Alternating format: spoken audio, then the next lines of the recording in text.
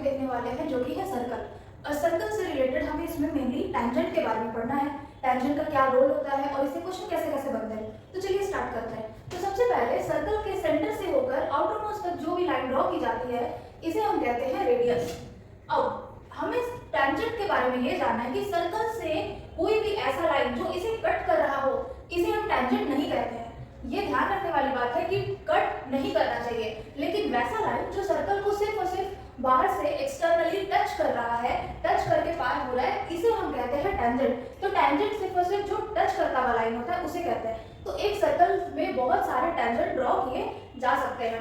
तो आपको टैंजेंट समझ में आ गया होगा। अब इसके बाद जो नेक्स्ट पॉइंट जो हमें ध्यान रखना है वो है कि सेंटर से होकर आउटर मोस्ट तक जो भी लाइन ड्रॉ किया जाता है इसे तो हम रेडियस कहते हैं। और रेडियस जो कि अगर टैंजेंट पे ड्रॉ किया गया है, जैसे ये वाला लाइन, तो ये हमेशा टैंजेंट पे परपेंडिकुलर होता है, मतलब 90 डिग्री बनाता है। अब इससे रिलेटेड बहुत सारे क्वेश्चंस भी आते हैं, जैसे कि यहाँ पे मैंने इसे बताया है कि OA जो है वो रेडियस है और रेडियस हमेशा टैंजेंट पे 90 डिग्री ड्रॉ करता है। तो 90 डिग्री ड्रॉ करते ही ये जो ट्राइंगल फॉर्म हो गया, यहाँ पे हम लोग पाइथागोरस थ्योरम लगा सकते हैं। और अगर रेडियस टैंजेंट और सेंटर से लेकर टैंजेंट के बीच के डिस्टेंस में कुछ भी अननोन है जो हमें नहीं पता है, वो हम इजीली फाइंड कर सकते हैं। जो मोस्ट कॉमन है वो है कि हमें हमेशा सेंटर से लेकर टैंजेंट तक का डिस्टेंस गिवन होता है और रेडियस गिवन होता है और हमें बोला जाता है कि आप फाइंड करिए टैंजेंट की लेंथ। तो टैंजेंट यहाँ पे AB है और OA यहाँ पे रेडियस है और OB है distance from centre and the tangent. अब यहाँ पे OB का square is equals to OA square plus AB square के फॉर्मूला से जो भी अननोन है वो हम लोग कैलकुलेट कर लेते हैं।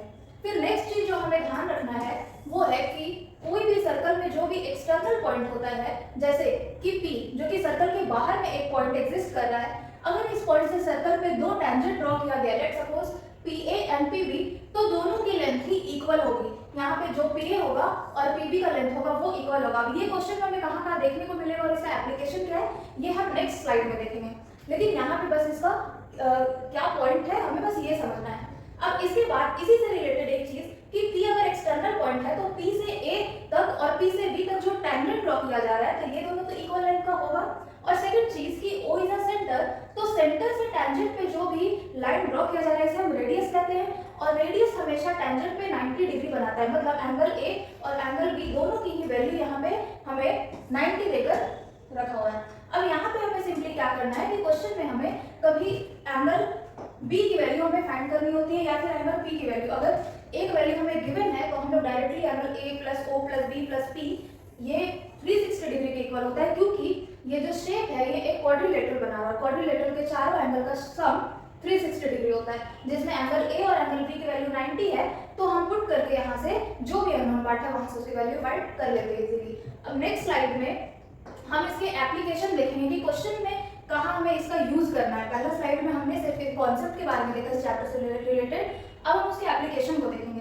जैसे अभी हमने देखा कि जो भी रेडियस होता है वो टैंजेंट पे हमेशा 90 डिग्री फॉर्म करता है, तो यहाँ से हम पाइथागोरस थ्योरम लगा सकते हैं। और अगर OA रेडियस गिवन है और AB टैंजेंट गिवन है और AB जो है distance from the centre to tangent होता है, तो यहाँ से हम लोग इजीली कैलकुलेट कर सकते हैं tangent radius using formula OB square is equals to OA square plus का AB का स्क्वायर, जो कि मैंने पहले ही डिस्कस कर लिया था। अब नेक्स्ट जो इस तरीके का फिगर होता है इसमें इसका पार्ट हमने पहले ही देख लिया, जिसमें हमें ये पता था कि अगर A एक एक्सटर्नल पॉइंट है तो इससे जो भी टैंजेंट ड्रॉ किया जाता है वो इक्वल लेंथ का है। तो सेम हमें यहाँ पे वही करना है कि इस टाइप का जो फिगर होता है इसमें एक एक करके हमें A, B और C तीनों को, A को एक बार, B को और एक बार C को, तीनों को एज अ एक्सटर्नल पॉइंट हमें ट्रीट करना है, as a external point treat करना है। और इसके बाद हम अगर A के लिए देखें तो AB is equals to AR हो जाएगा, और अगर B के लिए देखा जाए तो AB is equals to BQ और यहाँ से C के लिए CQ is equals to CR। और जो भी पार्ट अननोन है फिर हम इसके बाद एप्लीकेशन यहाँ पे कैसे हमें यूज करना है मैं भी वो डिस्कस कर रही हूँ। फिर नेक्स्ट इसके बाद जो हमें देखना है वो है कि अभी मैंने जो डिस्कस किया था कि ये एक क्वाड्रिलेटरल का शेप बना रहा है जिसमें कि रेडियस टैंजेंट पे 90 डिग्री फॉर्म करता है, जिससे डायरेक्टली A और B की वैल्यू 90 हो गई। और अगर इसमें से O या फिर P दोनों में से किसी भी A की वैल्यू गिवन है, लेट्स सपोज कि O की वैल्यू 120 गिवन है, तो P की वैल्यू इजीली हम कैलकुलेट कर सकते हैं कि O plus A B plus P is equals to 360 और यहाँ से जो एंगल P की वैल्यू निकल कर आ जाएगी वो आ जाएगी 60 डिग्री। एंड लास्ट जो कि बहुत ही इंपॉर्टेंट है और एग्जाम में इससे रिलेटेड क्वेश्चन आपको 110% देखने को मिलेंगे।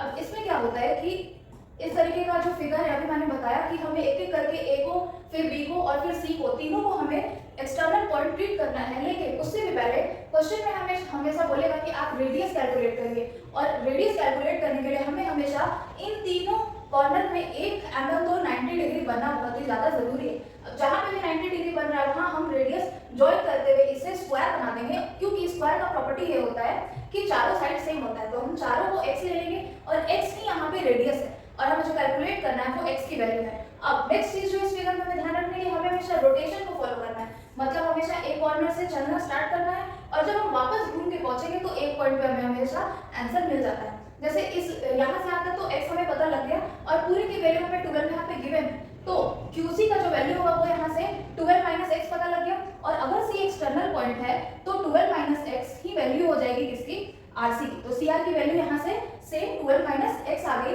और अगर इस पूरी लाइन की वैल्यू 13 है तो यहाँ से AR की वैल्यू कितनी हो जाएगी, 13 माइनस ऑफ 12 माइनस x, जो कि मैंने यहाँ पे कैलकुलेट किया है, जिसकी वैल्यू 1 प्लस x आ गई। अब यहाँ से हमें पता है कि अगर ये x है तो यहाँ पे इसकी वैल्यू 5 माइनस x हो गई, और इसकी जो वैल्यू थी ये 1 प्लस x थी।